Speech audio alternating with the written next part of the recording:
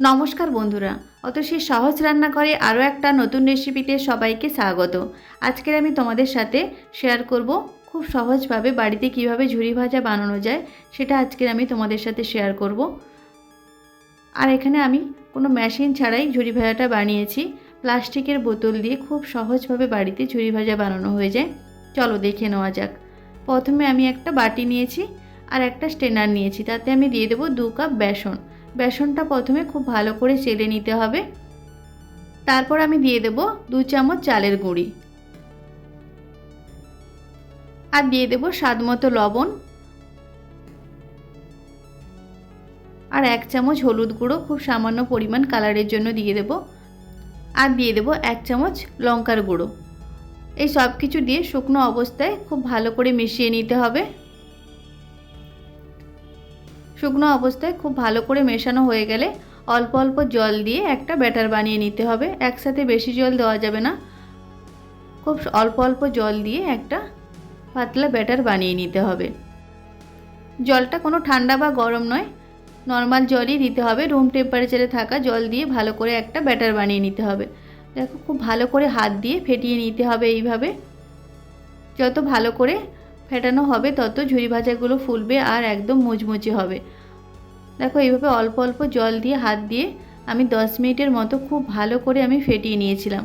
দেখো, ব্যাটারের ঘনত্বটা ঠিক এইভাবেই হবে। এখন আমি দিয়ে দেবো 1 চামচ সাদা তেল। তেলটা দিয়েও খুব ভালো করে আমি মিশিয়ে নেব ব্যাটারের সাথে।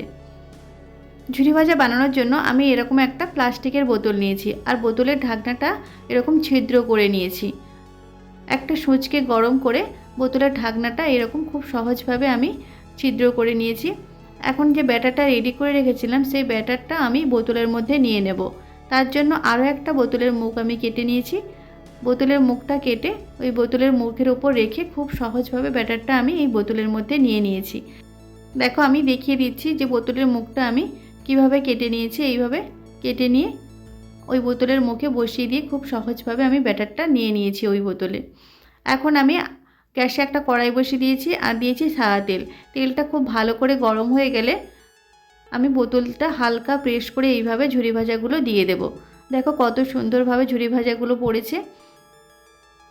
এখন আমি লো টু মিডিয়াম ফ্লেমে রেখে ঝুরি ভাজাগুলো লাল লাল করে ভেজে নেব। দেখো, এইভাবে লাল লাল করে ভেজে নিতে হবে। কত সহজভাবে বাড়িতে তোমরা ঝুরি ভাজা বানিয়ে নিতে পারবে। বাজার থেকে আর না কিনে খুব সহজভাবে বাড়িতে তোমরা ঝুরি ভাজা বানিয়ে নিতে পারবে। আর এটা খেতেও ভীষণ ভালো হয়। অবশ্যই তোমরা বাড়িতে এইভাবে একবার ঝুরি ভাজা বানিয়ে দেখো, ভীষণ ভালো খেতে হবে। এইভাবে সমস্ত ঝুরি ভাজাগুলো আমি ভেজে রেডি করে নিয়েছি। দেখো, আমি ভেজে এই থালার মধ্যে নিয়ে নিয়েছি আর ঝুরি ভাজাগুলো একদম মুচমুচে হয়েছে। তোমরা যদি চাও ঝুরি ভাজার সাথে বাদাম বা কারি পাতা অ্যাড করতে, তাহলে তেলে একটু ভেজে বাদাম আর কারি পাতা ঝুরি ভাজার সাথে মিশিয়ে দেবে, তাহলে ভীষণ ভালো খেতে হয়। দেখো, ঝুরি ভাজাগুলো একদম মুচমুচে হয়েছে। আমি তোমাদের দেখিয়ে দিচ্ছি, দেখো কত সুন্দরভাবে হয়েছে। তোমরা বাজার থেকে না ঝুরি ভাজা কিনে খুব সহজভাবে তোমরা বাড়িতে এইভাবে ঝুরি ভাজা বানিয়ে দেখো, খুব ভালো খেতে হবে। অবশ্যই তোমরা বাড়িতে বানিয়ে আমাকে কমেন্ট করে জানাবে কেমন হয়েছে। আর আমার রেসিপিগুলো যদি তোমাদের ভালো লাগে তাহলে অবশ্যই আমার চ্যানেলটিকে সাবস্ক্রাইব করে আমার পাশে থাকবে। আর যারা অলরেডি আমার চ্যানেলটিকে সাবস্ক্রাইব করেছো তাদের অসংখ্য ধন্যবাদ। আজকের ভিডিওটা এই পর্যন্ত। নেক্সট কোনো ভিডিওতে তোমাদের সাথে আবার দেখা হচ্ছে নতুন কোনো একটা রেসিপি নিয়ে। ততক্ষণে তোমরা ভালো থেকো, সুস্থ থেকো। ধন্যবাদ।